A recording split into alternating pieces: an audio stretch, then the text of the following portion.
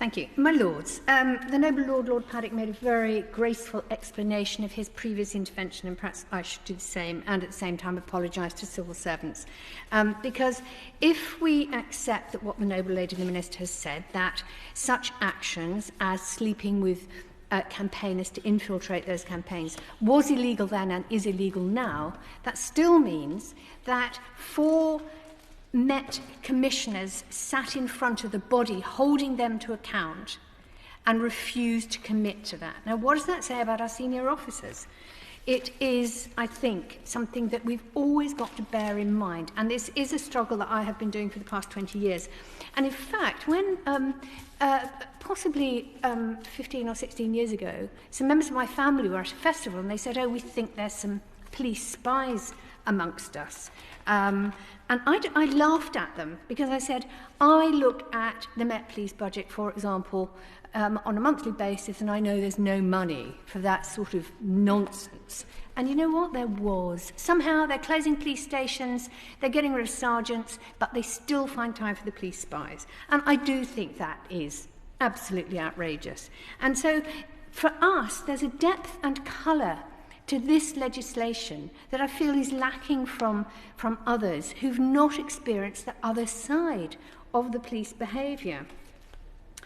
Going back to the amendments, I mean, these do offer special categories of, for example, political and trade union, and of course the blacklisting. That was an absolutely horrendous thing to have happened, and I'm not so sure it's not still happening.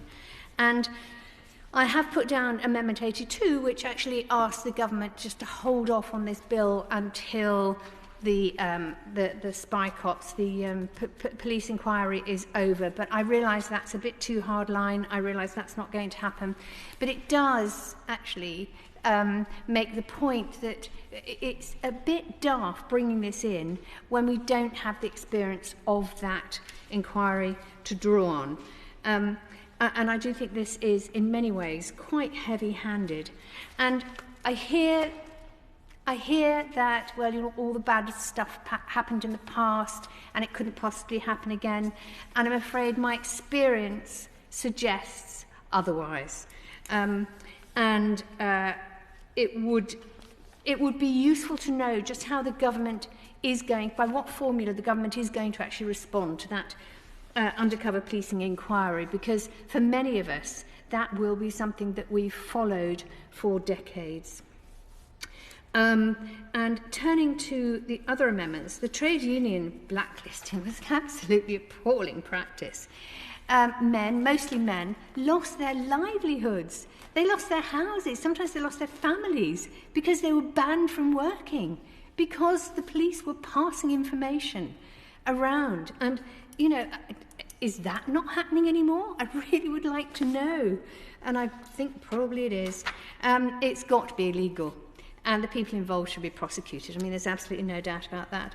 And then there is Baroness Clark of Kilwinning's excellent Amendment 29, and a very good speech, I've got to say. I wish I had that sort of calm manner in your Lordship's chamber. There's quite a lot of times when I think to myself, what on earth am I doing here? And I'm sure there's lots of other people who think the same.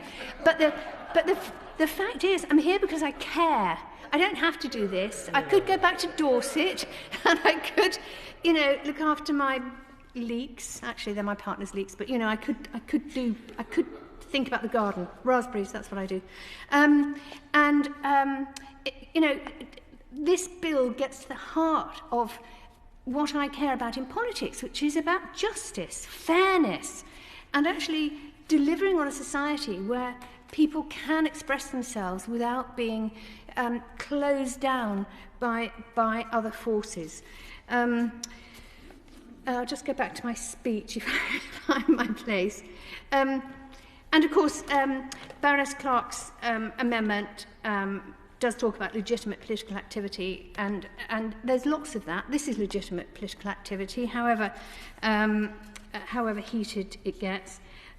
But, for example, on the economic well-being, I don't want a police officer to decide if my Green Party view of economic well-being is against the interests of society. Because actually I think the Conservative Party's view of economic well-being is extremely damaging for our planet, not just for us, for the whole planet, and actually is going to affect us very deeply as a country for decades to come. But I still don't want the police going around committing crimes because of it. So I do feel here that there are issues we have to come back to at report stage, and I did in fact intend to sign Amendment 29, which I will do if we can bring it back at report stage. Thank you.